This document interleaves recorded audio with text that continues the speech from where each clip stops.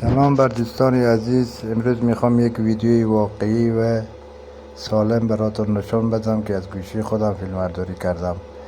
موقع نان خوردن چاش بودیم که نان میخوردیم، یک دفعه دیدیم گربه با یک چیزی درگیر هست و دیدیم که این مار با گربه داره و رور میره و گربه با چنگ و دندانش مار رو میزنه و بعد ما نان چاش تا میخوردیم که یک دفعه حواسمون شد که با مار داره میجنگه و من ویدیو گرفتم از این مار و گربه و خیلی ترسیده بودیم که این مار امروز شاید میاد ما رو میگزید یا میکند و این گربه جان ما رو نجات داد. تشکر از گربه جان.